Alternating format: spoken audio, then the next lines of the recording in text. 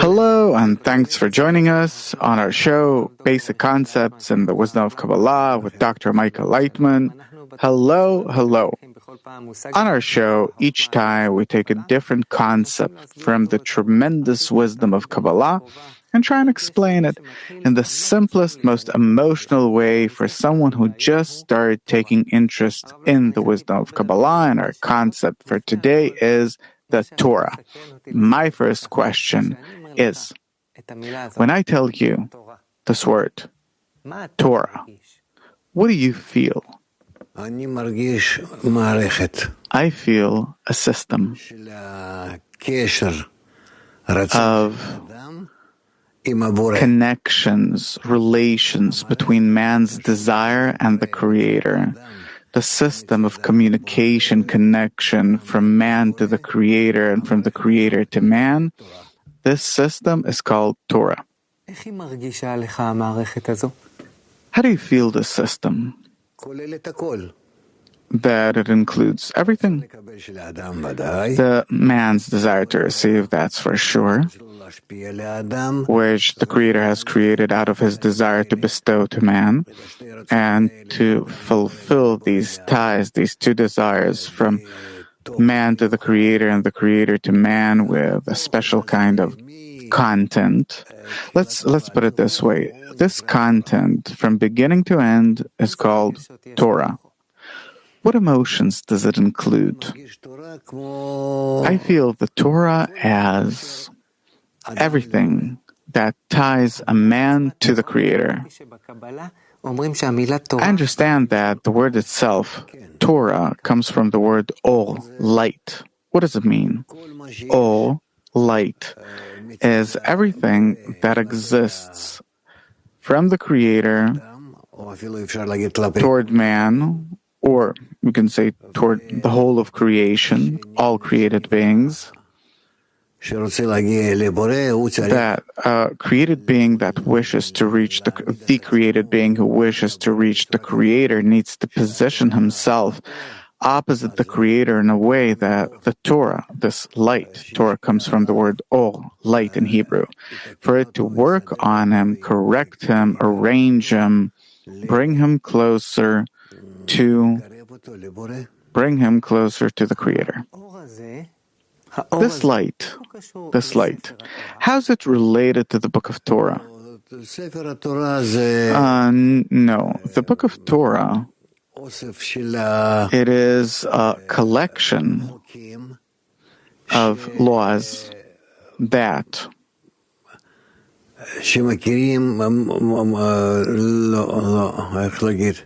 wait a second, I need to think how to put it. It is a collection of laws, an assembly of laws, in which the light of the Creator comes closer to man who receives the light. It's said in Kabbalah that Torah also comes from the word hora, instruction, meaning what? Yes, it means that according to these laws, we can learn how the Creator bestows onto His created beings, and how can the created beings in return connect with the Creator. There's a saying I heard on many of your lectures. I've created the evil inclination, I've created the Torah spice for it because the light in it reforms. So if we can elaborate, first of all, you say that the Torah is a spice, meaning what? That it comes in addition, or it's like an additive to the desire to receive that the Creator has created in the created beings. Oh, and what does it spice up? Like in food, I suppose? Yeah, spice, it means that it's something that is added to a certain filling for it to be nice, good, pleasant, suitable. So the Torah is added as spice to the evil inclination? Yeah. What is the evil inclination? The evil inclination is our ego, where we think only about ourselves. And it's very important. Why? Because without it, we wouldn't feel, we wouldn't be able to ever connect to the Creator, even though the evil inclination is the opposite of the Creator? What do you mean? The Creator is the desire to bestow. Bestow meaning what? To bestow, to give, to fill anything and everything, the whole of creation. And the evil inclination is the desire to receive, that thinks only about itself and how to receive, how to bring closer to itself all those things that seem pleasant. And then what follows is that the Creator's desire and the desire of the created beings are opposite to each other. So the Creator wants only to give, and the created being wants only to receive. Yes. Okay, so what do we do now? It's good? Probably. So when it said spice, what do you do with it exactly? The thing is that the intention of the Creator in creating creation is that the created beings will receive from the Creator the force to invert their will to receive into the desire to bestow. Why is that good? Because then they will be like the Creator. And what do we get out of it? We'll be like the Creator then. We'll be able to understand, feel, live in the whole of creation just like the Creator.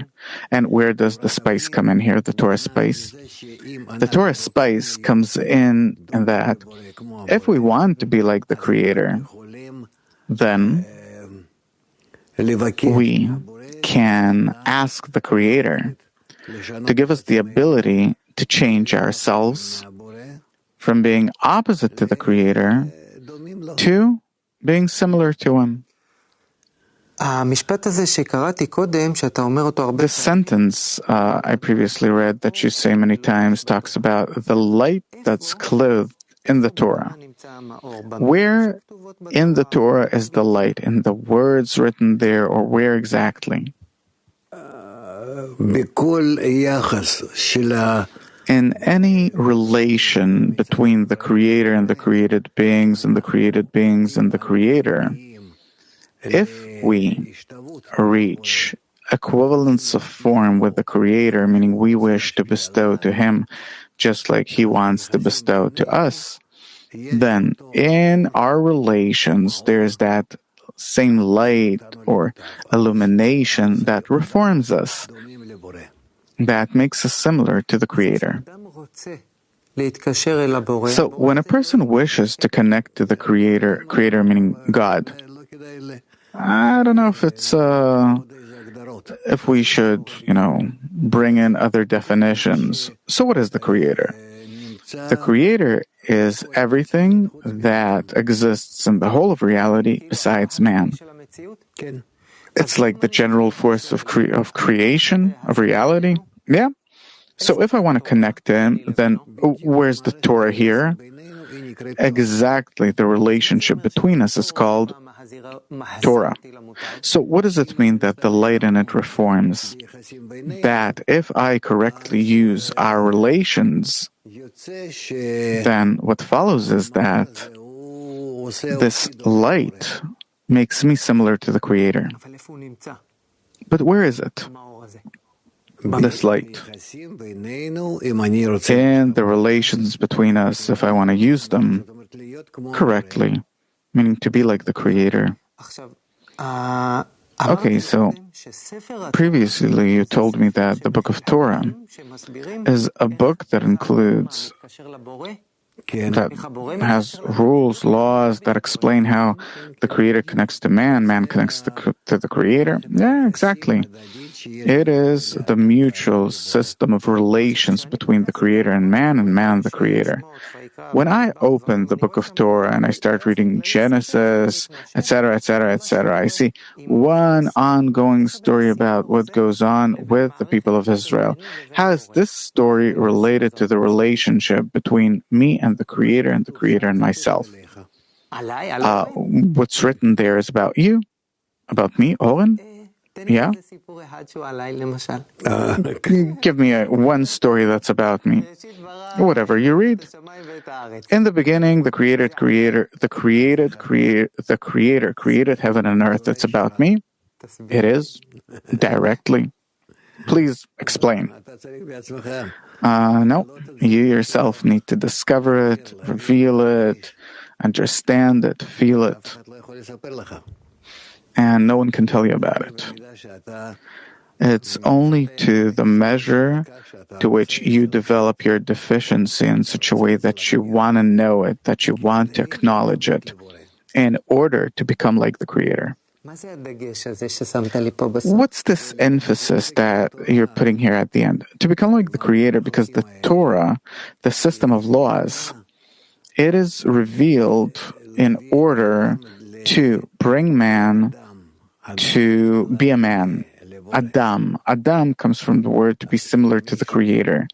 So, if someone wants to be similar to the Creator, then he needs the Torah. It's said that the Torah is a book that's really holy. Meaning what? Holy means separate, unique, special. That it really tells us, the book tells us, tells man how to become like the Creator. There are many other books that are considered holy books. The writings of the prophets, the Talmud, Mishnah, the Zohar, the writings of Chazal, the sages. What's special about the 5 books of Moses? It is the foundation. Let's say it's the original of how can the created being connect to the Creator. There's this concept called the internality of the Torah. What does it mean? The internality of the Torah, usually it's referred to the force that exists in the Torah by which man changes.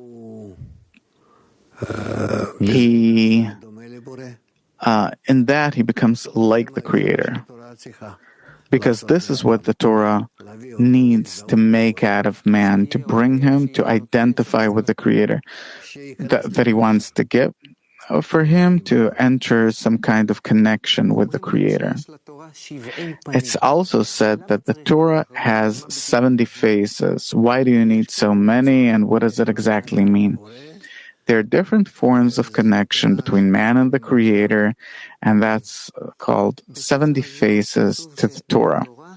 It says in the book of Zohar that all the upper secrets are written in the Torah, because it talks about the influence, the bestowal of the Creator to His created beings, and how the created beings receive and respond to the Creator's bestowal. So actually, there's nothing else in reality besides the Torah. There's the Creator, the created being, and the connection between them called Torah. In the Zohar and also the Holy rewrites that when a person's engaged only in the literal meaning of the Torah and the stories, he doesn't even reach, he simply reads what it says, what is written, but that's not the Torah. But we need to discover the internality of the Torah, meaning the essence of the connection between the Creator and the created beings. Maimonides also writes that a fool does not know the hidden parts of the Holy Scriptures, and that the true godly religion, its essence is internal. I see that all the sages throughout history say that what you're familiar with is only like some kind of external wrapper, and on the inside there is an entire world. What is that? These are forms, different measures of connection between the Creator and the created being. On the other hand, there's a story well known in the Talmud that once came a proselyte to Hillel and told him, "Teach me the entire Torah while I'm standing on one leg." And he said, "Simple. What you hate, don't do to others." How could it be that the entire Torah is put in one sentence? Because really, the entire essence of the Torah, what it needs to do for man. If there's no man, there's no Torah. What do you need the Torah for? In order to allow man to become like the Creator. So why doesn't the five books of Moses say just one sentence, don't do to others what you hate? It's like what we have in all sciences, that there is some law, simple law, one law, but in order to explain it, we need many, many other laws, as if sub-laws that reveal this law to us and explain it. What about the stories in the Torah? Many, many stories in the Torah.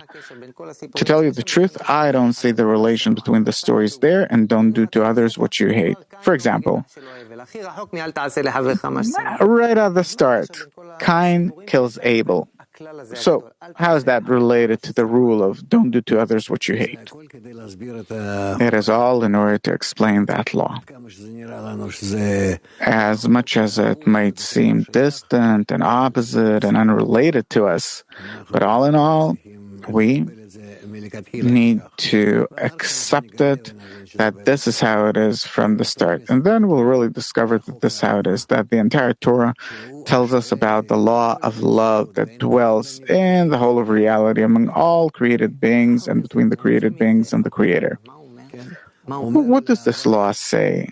It talks about love, about utter unconditional love that fulfills the entire world. But we, because we are opposite to the Creator by nature, we don't feel this law and even see its opposite. And in the stories too, we see different versions. Yeah, like you say, with Cain and Abel. There are plenty of other examples too. Right? Okay, so let's summarize. How would you define this concept? Torah. Torah means the Creator's attitude, relation of love, bestowal, connection from Him to the whole of creation. It's like an emotion. Yes. In the wisdom of Kabbalah, it's called the light that comes from the Creator and fulfills the whole of reality, called the light of Ein Sof, of endlessness. That the love of the Creator to the created beings or creation is endless. How can I feel this light? Only to the extent to which we become like it. Just like in our world, whatever we feel according to those laws that we can keep. Otherwise, we don't feel them. What do I need to do in order for this light to work on me to the fullest? You need to adjust yourself to that light. How? So you just read, right? That love another as yourself is the great rule of the Torah. Rule. In Hebrew, coming from the word, in Hebrew is klal, which means everything too. Rule and everything. So if you come to love another as yourself, you come to the recognition and the understanding of the law of love another as yourself, and then to that measure, you start discovering the Creator's attitude, relation to you, approach. What do I feel then? Then you'll feel the Creator. Where? In your desire to be like Him. Kabbalists say that the best way to read the Torah is with other people, not alone, right? Because then, together with them, you can reach a state where you love them, they love you. Between yourselves, you develop a feeling of connection, a feeling of love. And from that feeling, in that feeling, you feel the Creator. You reveal Him. There's something kind of pressuring about the Torah, because sages say that the Torah can be the potion of life or the potion of death. Right. Meaning what?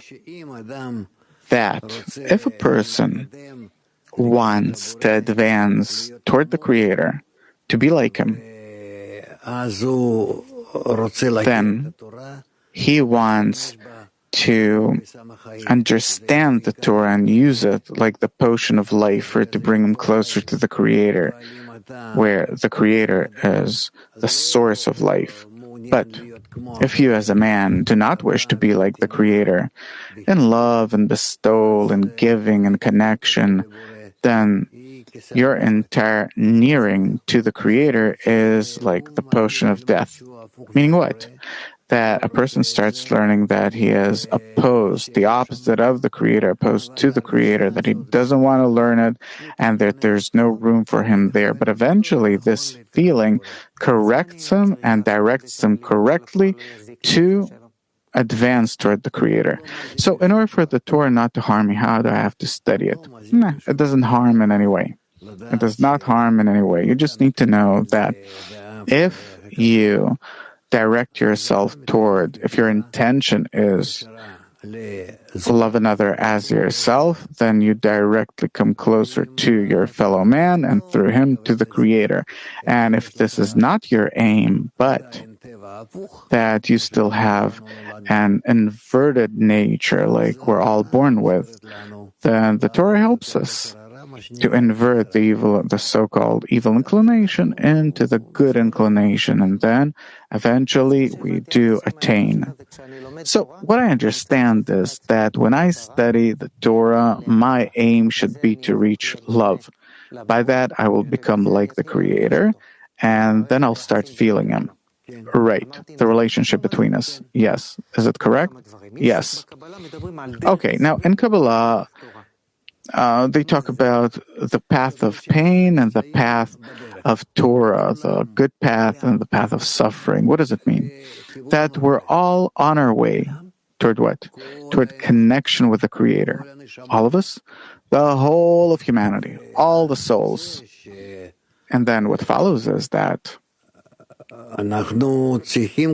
we need to know how to get closer, because if we don't, then different laws of nature apply to us that force us to come closer, and we feel it as something very unpleasant. And that's the path of suffering? Yes. And what is the path of Torah? It's the path of light, the path of bestowal, that we wish to become like the Creator out of our free will. And then we, the created beings, are connected with each other, and we come closer to the Creator by, first of all, coming closer to each other. It's called from loving your fellow man to loving the Creator. And what does this path lead to? The path of Torah, to the Creator. And how is it preferable to the other path? The other path is a path of blows, that one way or another will come closer to the Creator, but in a very unpleasant way. When you say to come closer to the Creator, you mean to come closer to the qualities of love and bestowal? Yes. And you're saying that eventually we'll all reach that degree? Yes. It's a kind of an evolutional process? Yes. So the Torah is like a hastening guide to our development? Yeah. There's a verse that says, write it on the walls of your heart, on the plates of your heart. And I also heard you say that a person needs to write the entire Torah on his heart. Meaning what?